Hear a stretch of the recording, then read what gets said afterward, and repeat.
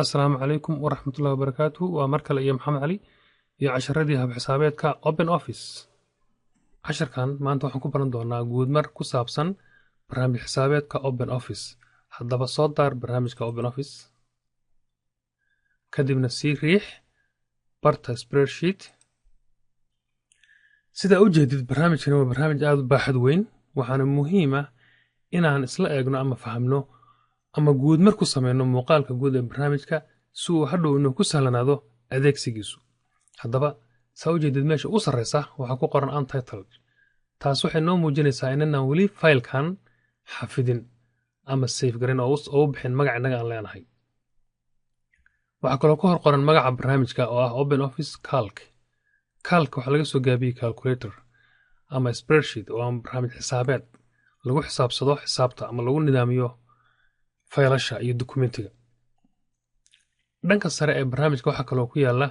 qaybta loo yaqaano menu bar waana meesha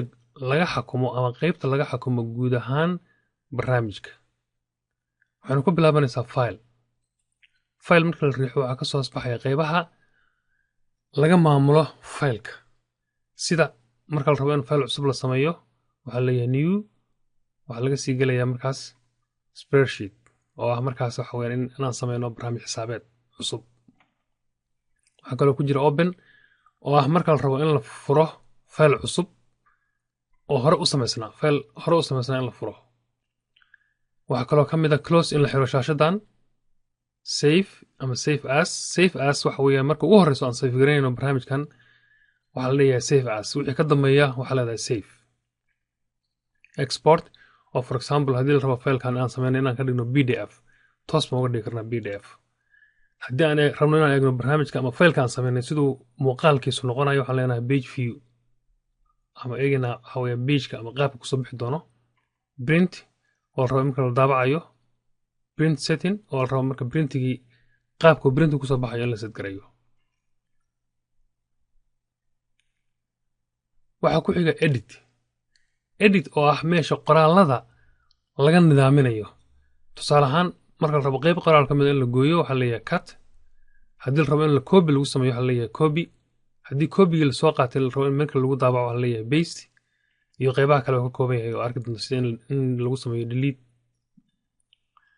waxaa kaloo ka mid ah view oo ah shaashadan qaybaheeda la arkayo meesha laga xakumo iyadana waxa la dhahaa view oo tusaale ahaan hadda waxaa noo muuqataa normal waxaa laga dhigi karaa page. waxaa kaloo meeshan la muujin karaa qaybtii kor ka soo hadlayno oo ahaa status barka meesha laga muujinayo. marka qaybtani guud ahaan waxay shaqo ku leedahay in la maareeyo qaybaha muuqanaya. tusaale ahaan haddaa eegto toolbarka waxa weeyaan ama aan arki doonno meesha ka hooseysa qaybta aan ku arki doonno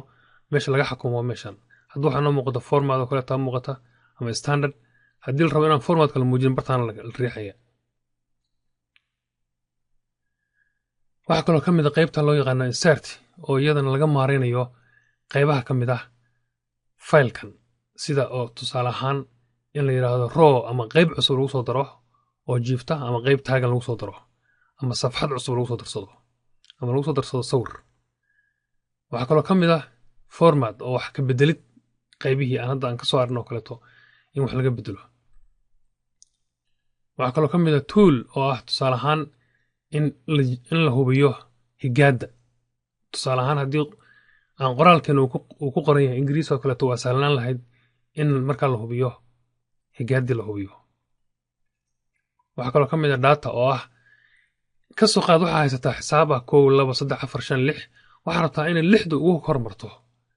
marka kala hormarintii waxaa la yidhahdaa sort in la kala hormariyo xisaabtii. qaybtana waa windowskii oo ah tusaale ahaan waxaa arkaysaa faylasha kuu furanba meeshan ka arkaysaa.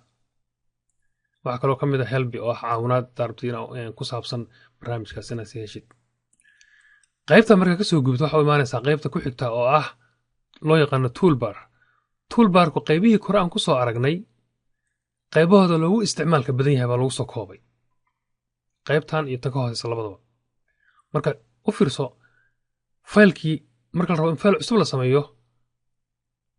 meeshan waxa weeyaan ayaa lamid ah oo kale waxa la leeyahay halka hadda riixda fayl cusub sameeysa haddii faylka cusub uu noocyo kala duwan u samaysano meeshan riixaysa iyada naftarkeeda oo sida waatan marka laga soo hoosbaxaysa haddii aad rabto inaad samaysid aad furtid fayl kugu xafidnaana waxaa leedahay open haddii aad rabto inaad faylka hadda aan samayno awood email toos ugu dirtidna waxaad taabanaysaa bartaan oo meeshaan soo arkayna oo pdf haddii rabo in loo bedelona waa tana halkan aad toos u riixaysaa waxa weeyaan faylkaaga hadda samaystay wuxuu isu bedelayaa pdf printiga waa kana meesha laga daabacayay pageka haddaa rabto inuu qaabka kusoo baxayo la rabo in la eego page preview baa la leeyahay markaan bartaan la riixayaa higaadii meesha laga samaynaya weeye qayb haddii la rabo in la gooyo waxaa leeyahay cut haddii qayb la rabo in copy laga samaystana waxaa leeyahay copy bastigina waa kana marka lasoo kobiyaariyo bay muuqanaysaa meeshani safkan waxaan arki doonaa markaan isticmaalno adeegsigooda ayaa arki doonaa tusaale ahaan waxa weeye qaybtan waa marka la sameynayo shaxan ama sawir ama graph marka la sameynayo meesha la riixi doono wey safka ka hooseeya wuxuu ku saabsan yahay qoraalka oo tusaale ahaan qoraalka markaa rabto inaad farta nooceeda ka bedeshid bartana riixaysa waxaa kaga soo baxaya marka noocyadii kala duwanaa ee farta oo nooca rabtaa ka dooranaysa sida afraa aad u kala badan oo kala duwan nooca rabtaa kaga soo baxayso marka waa nooca farta qaybtani halkana waa cabirka farta toos baa ugu qori kartaa tira rabtid ama halkan riixaysa waxa kaga soo baxaya nambaradii ama tirooyinkii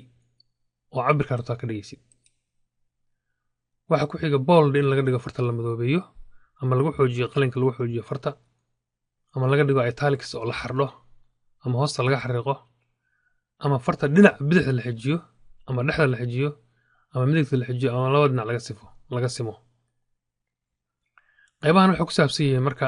tusaale ahaan xisaabta dil rabo in dollar laga hormariyo ama boqolida laga hormariyo ama dhibic laga hormariyo ayaa qaybahan la adeegsan doonaa waxa ku xiga marka shaashada guud oo qoraalkan ku qori doono sida ujeedada waxay ka kooban tahay waxa loo yaqaanaa column oo ah qayb taagan ama xariiq taagan iyo row oo ah xariiq jiifta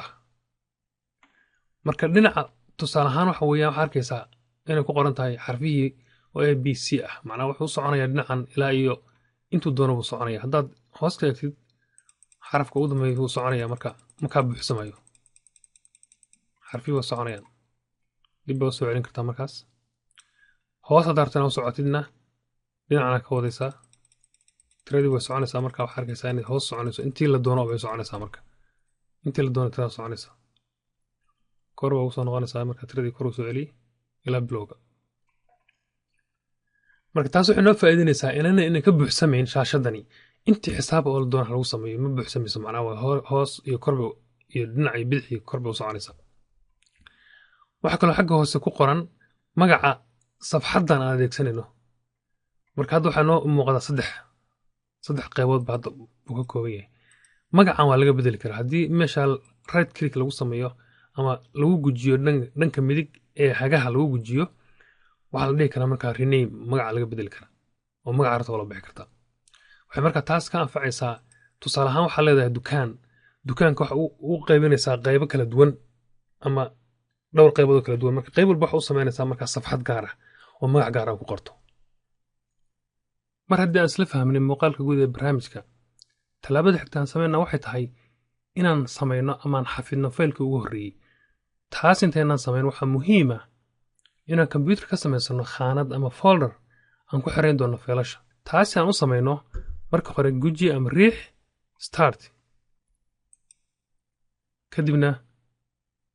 documents waxaan isticmaalaya aniga windows 7 marka haddaa windows vista isticmaalaysa waxa laga yaaba wax yar inay ka duwanaato kadibna waxaad tiraahdaa new folder waxaa u bixisaa magac tusaale ahaan waxaa u bixinaa casharada open office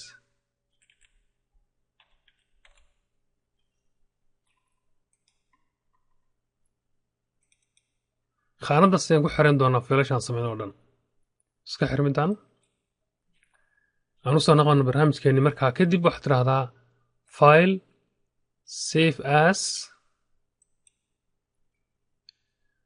waxaad raadaysaa khaanadii aan sameynay oo ahayd open office casharada open office laba jeer riix kadibna waxa u bixisaa faylka magac u bixi.